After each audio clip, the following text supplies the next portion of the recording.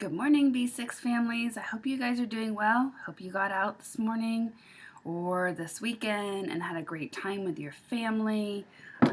I did some gardening and my boys helped me plant a bunch of flowers in the front yard. So if you know where I live, cruise by and say hi. Love to see those faces. If you have questions, don't forget you can email me anytime you want.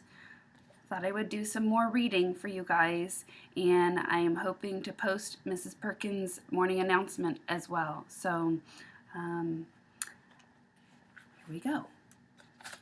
Remember, Wilbur got escaped and now he's back in his pen and he's happy. So this is called Loneliness, this chapter. The next day was rainy and dark. Rain fell on the roof of the barn and dripped steadily from the caves. Rain fell in the barnyard and ran in crooked courses down into the lane where thistles and pigweed grew. Rain squattered against Mrs. Zuckerman's kitchen windows and came gushing out of the downspout. Rain fell on the backs of the sheep as they grazed in the meadow, and when the sheep tired of standing in the rain, they walked slowly up the lane and into the field. Rain upset Wilbur's plans. Wilbur had planned to go out this day and dig a new hole in his yard. He had other plans too. His plans for the day went something like this: breakfast at 6:30, skim milk, crusts,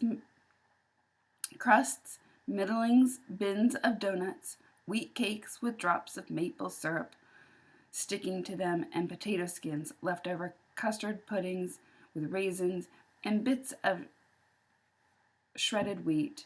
Breakfast would be finished at 7. From 7 to 8, Wilbur planned to have a walk with Templeton, the rat that lived under his trough. Talking with Templeton was not the most interesting occupation in the world, but it was better than nothing. From 8 to 9, Wilbur planned to take a nap outdoors in the sun. From 9 to 11, he planned to dig a hole or a trench and possibly find something good to eat buried in the dirt. From 11 to 12, he planned to stand still and watch flies on the boards, watching bees in the clover, and watching swallows in the air. 12 o'clock lunchtime, Middleton warm water apple parings, meat, gravy, carrots, scraps of meat, scraps of stale bread, and wrapped off package of cheese. Lunch would be over at 1. From 1 to 2, Wilbur planned to sleep. From 2 to 3, and he planned to scratch itchy places by rubbing against the fence. From 3 to 4, he planned to stand perfectly still and think about what it was like to be alive and to wait for Fern. At 4 would come supper: skim milk, leftover sandwiches from Lowry's lunchbox, prune skins, a morsel of this, a bit of that, fried potato, marmalade, drippings, a little more of this, a little more of that, a piece of baked apple, a scrap of upside-down cake. Wilbur had gone to sleep thinking about all these plans. He awoke at 6 and saw the rain, and it seemed as though he couldn't bear it. I get everything all beautifully planned out, and it has to go to rain, he said. For a while he stood gloomily indoors, and then he walked to the door and looked out. Drops of rain struck from his face. His yard was cold and wet. His trough had an inch of rainwater in it, and Templeton was nowhere to be seen. "Are you out there, Templeton?" called Wilbur. There was no answer. Suddenly, Wilbur felt lonely and friendless. One day, just like another, he groaned. "I'm very young.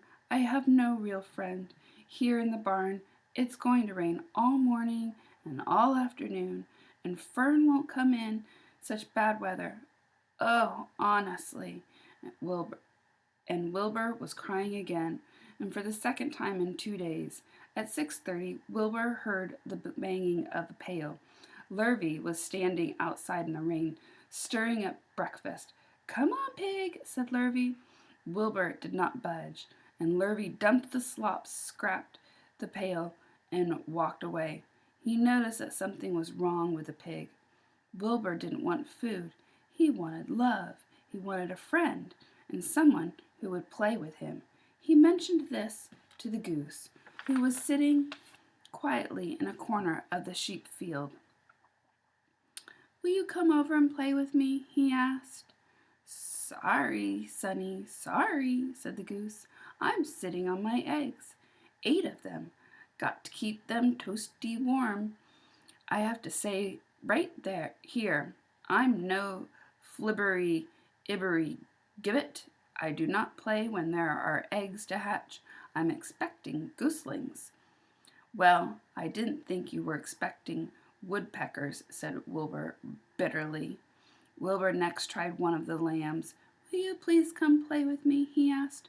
"Certainly not," said the lamb.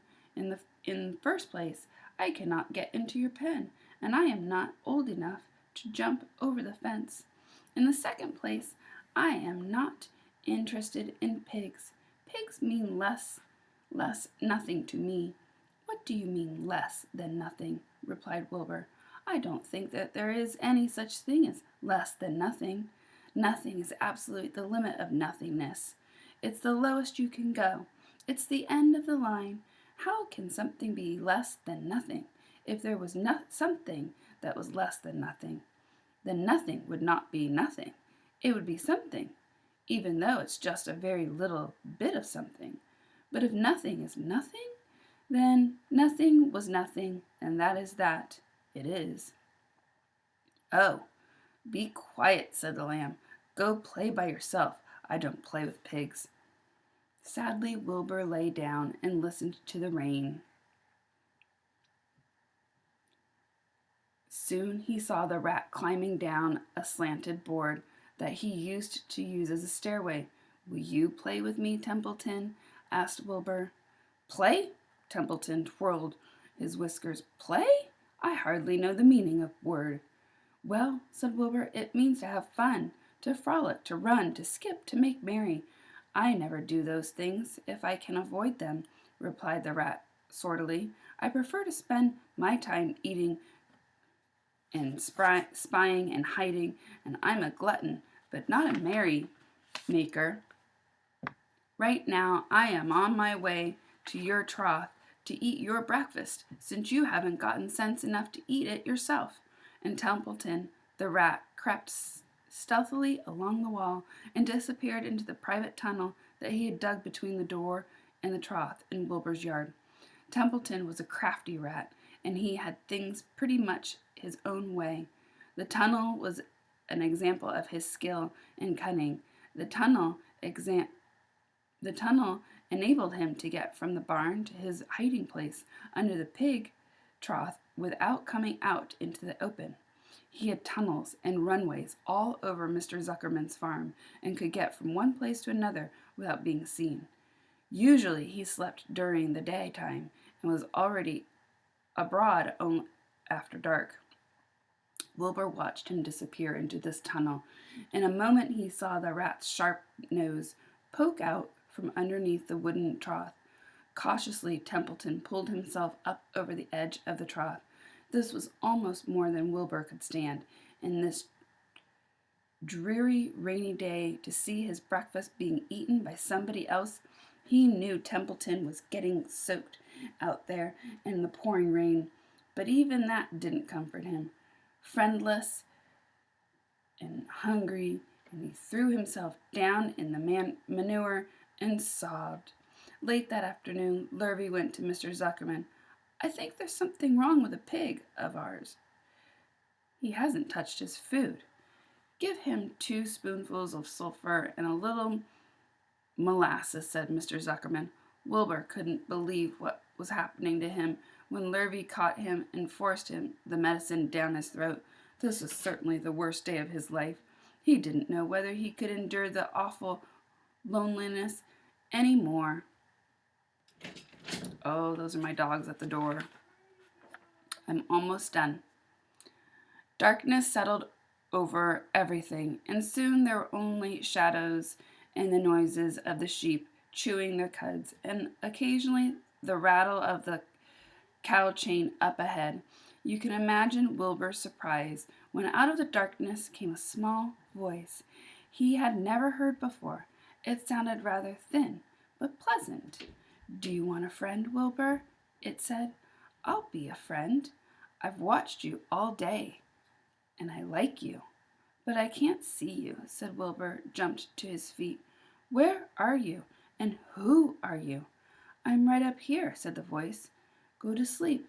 You'll see me in the morning." I wonder who that is. I hope you guys have a fabulous day. Get out, do some playing. Remember, if you have questions, you may email me anytime. Bye, B6.